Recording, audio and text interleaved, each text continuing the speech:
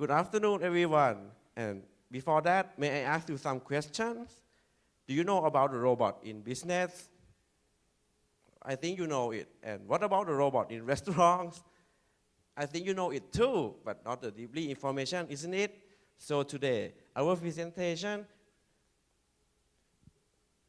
we will present about the robot in restaurant, and answering you the question, is the rising of robot in supply chain worth the price?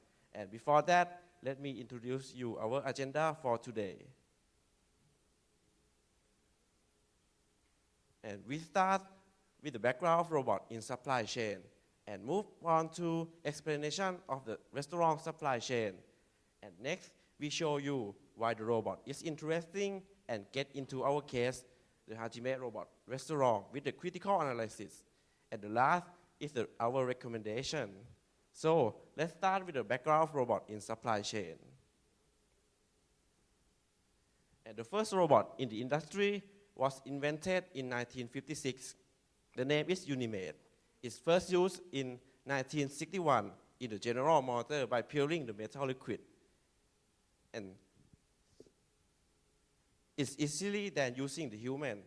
So the robot has become the important part in the industry, and the human continue developing the robot.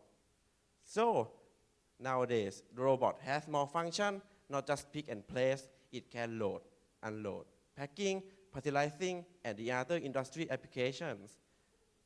And as you can see, the robot is popular use in the production line. But the supply chain doesn't have just production. And the main purpose of the supply chain, we have to satisfy the end customer.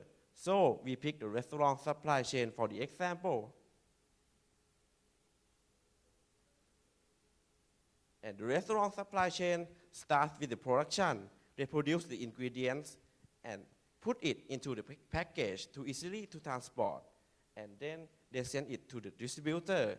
And the distributor will distribute the ingredients to many restaurants. And many restaurants will cook and prepare the food. And the last is serving the food to the end customer. And if we use the robot to interact with the end customer, what's going to happen? So our presentation will focus the robot to interact with the end customer by showing our case, the Hajime robot restaurant. Before introducing our showcase, Hajime Robot Restaurant, let me give you some information about Thailand on why robotics is interesting for business, especially for restaurant, which is categorizing in service industry.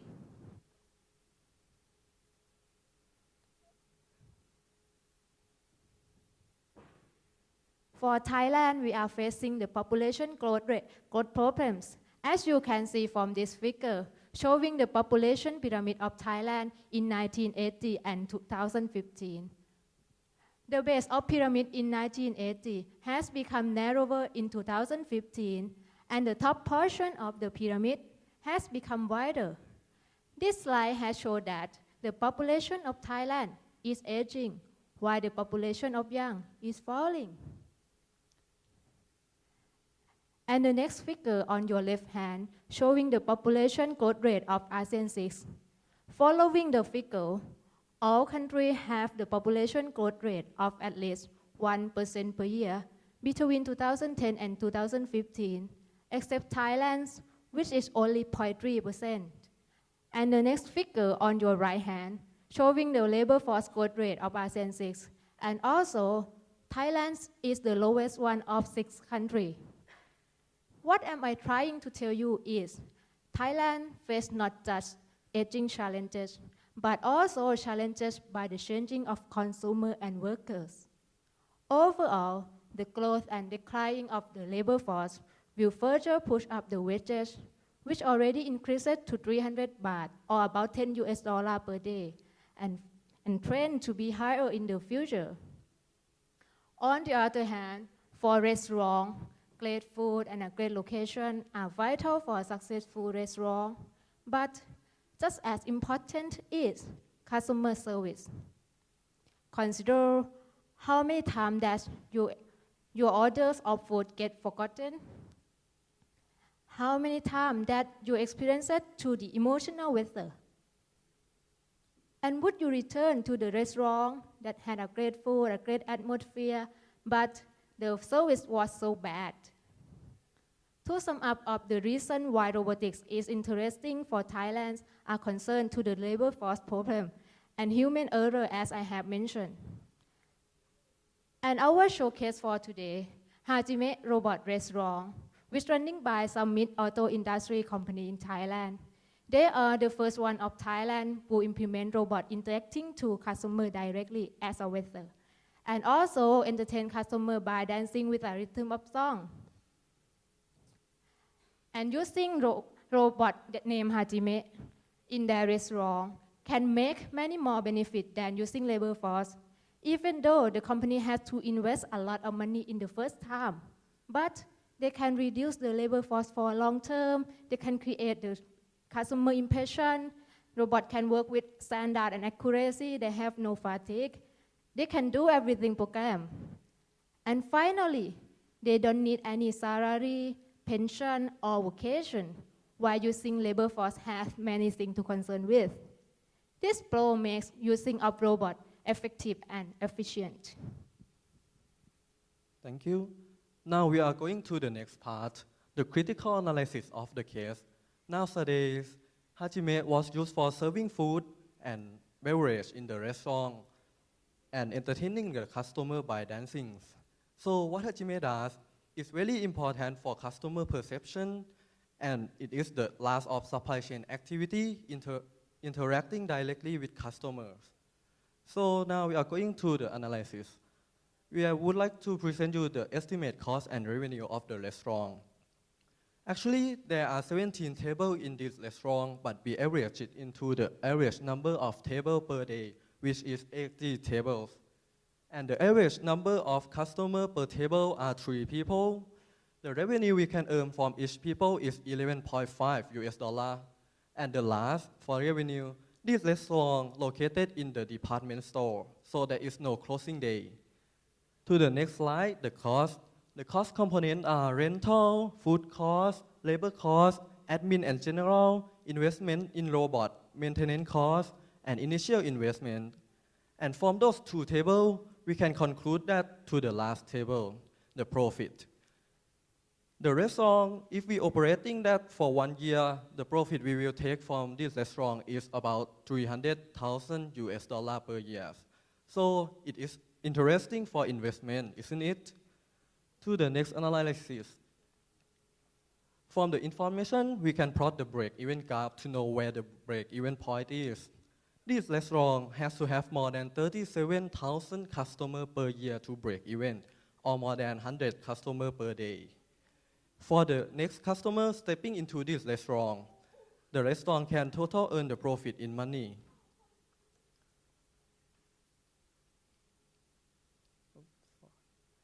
Now we would like to comparing the cost of using human labor with the cost of using robots. From our interview, the use of 2 Hajime robots can reduce 4 waiters, and the cost of 4 waiters in Thailand is about 12,500 US dollar. If we compare with the cost of using robot, which cost 9,000 US dollar, we use the straight line method of depreciation to cut the cost for 10 years. And the result are the cost of using human labor is higher than the cost of using 2 robots for about 39%. Now we know that, and why don't we use robot instead? Now we are going to our last part, the recommendation. Robotics is the interesting technology. From doing our case, we have something interesting to recommend. Robots can be a chef or do many tasks in your house, like Dinsaw, the elderly care robot from Thailand, the kitchen assist robot, and if we add the cashier robot, we can now open the restaurant. It would be cool if you have a cooking robot in your house, right? Can you imagine one day in the morning when you wake up, you can drowsily command to the robot directly to cook your favorite food by just 1 click. In addition, we would like to tell you the result. If we use robot instead human labor, the cost will reduce, and the profit will be higher. And what happens if robot replace all activity of restaurant? Now we would like to show you the video clip, the image of future restaurant.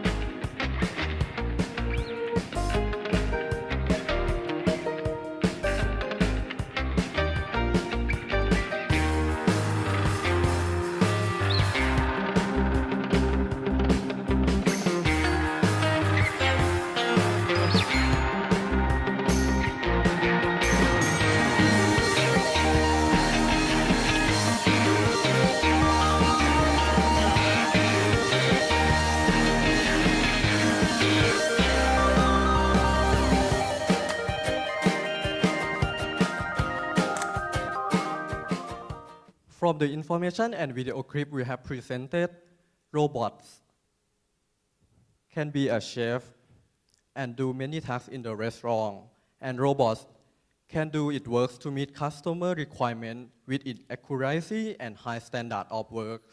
So robotics is the interesting technology. That's why many people are giving great attempt try to develop the knowledge of robotics to create something new for our society. In addition, not only the robot in restaurant supply chain, but also the robot in many industries in our world will create more satisfaction than today. And finally, we would like to conclude that using of robotics in restaurant supply chain is worth the price in both short term and long term. Thank you for your attention. Thank you, IBLT. Judges, your comments, please.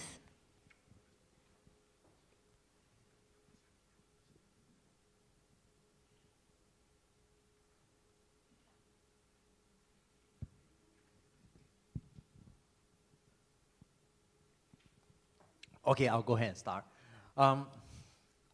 Thank you. I think it was interesting and definitely entertaining. What I do have some concerns. I mean, you mentioned that this is the service industry, right? And just trying to reconcile the service industry with almost a lack of service or lack of human touch is something I think is going to be a challenge for the restaurant going forward. I can see why from an order to delivery process, this is interesting. But in my personal opinion, because it is a service industry and it requires a degree of human touch, I question the sustainability of the concept, in the long run. So, thank you for the presentation. So, I agree with JK that, when you talk about restaurants, about customer service and lots of human touch, and maybe how is the customers going to respond to this kind of environment when, this is the first one in maybe Thailand or in other countries. And also, like, if there's like a special request for the customers, how is the robots going to be able to take care of that? And then maybe you want to talk about also some of the challenges, like the safety of the robots, being around in the restaurant together with the humans, and of course like the maintenance of it, and also in terms of the supply chain. When you talk about supply chain in restaurant, if other than within the restaurant itself, maybe on the goods that is being received, like the raw materials and all that, so to take care of the whole supply chain and not just within the restaurant four walls or the restaurant itself. Yeah, thank you. Yes, thank you for the presentation. You choose a very sensitive topic, which is food. And I have a food solution and in-flight catering background as well.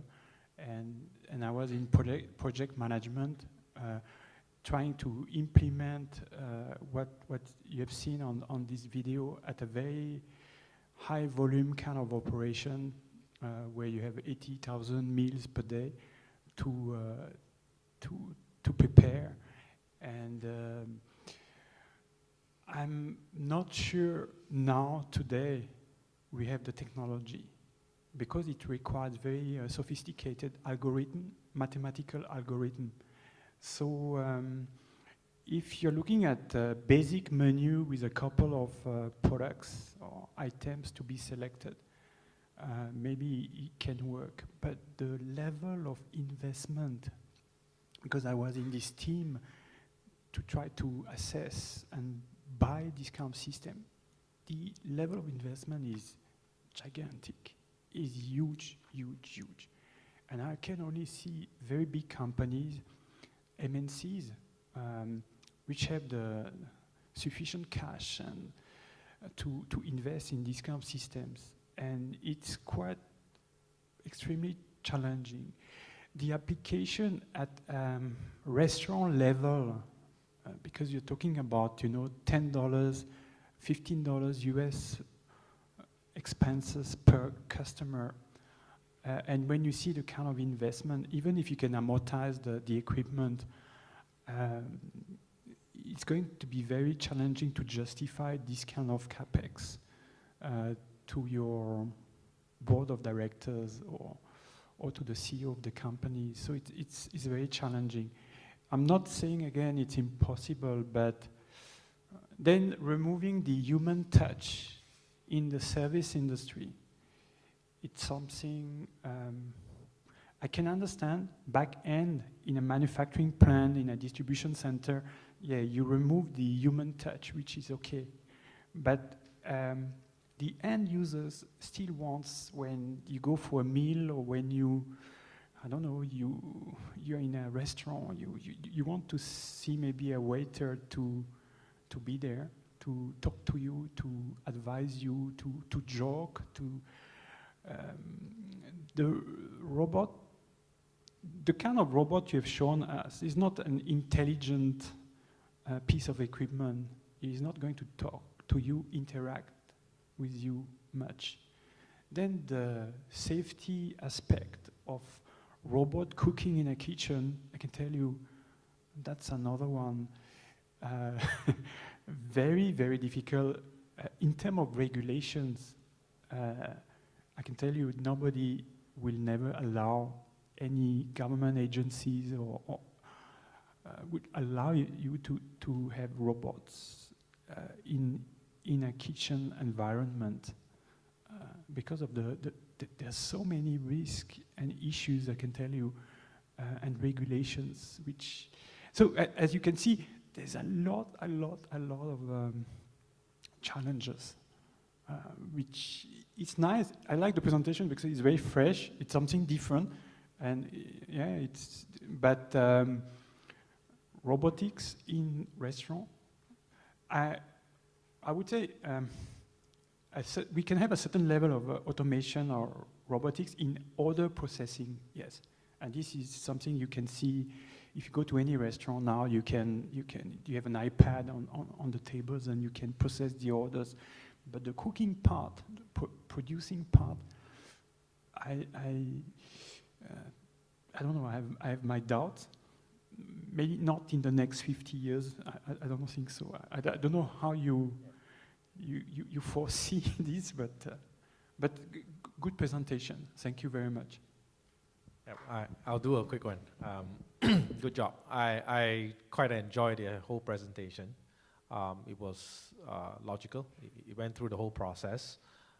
It gives us a good feel of both the presentation materials and also in a virtual reality perspective, how it would come into play.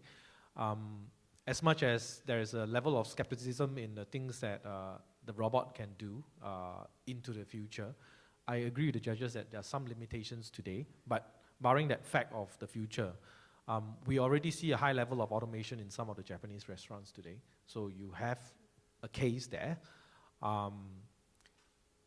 With the kind of, I'm just taking your numbers from the slide, with the kind of numbers that you have present, I'm not sure the businessman would want just a 300,000 profit, but that's besides the point. But on the other hand, if I were to look at a restaurant perspective, the Japanese restaurant is got to be a really fast-moving one, right? That means I'm virtually looking at a fast food restaurant that I don't care about customer service. Give me the food, I'll eat and go.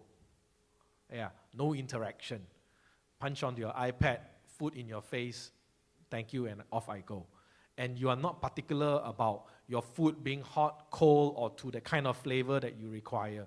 So you're into that kind of products, literally like instant meal from the fridge, you know. So your segment has got to be really exact in order for this to happen.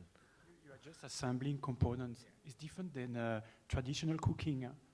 And then you saw your graphics. You are looking for the target, the number of customers you need. Oh, that's a lot. Yeah, so that's why I say it's more like a fast food production line.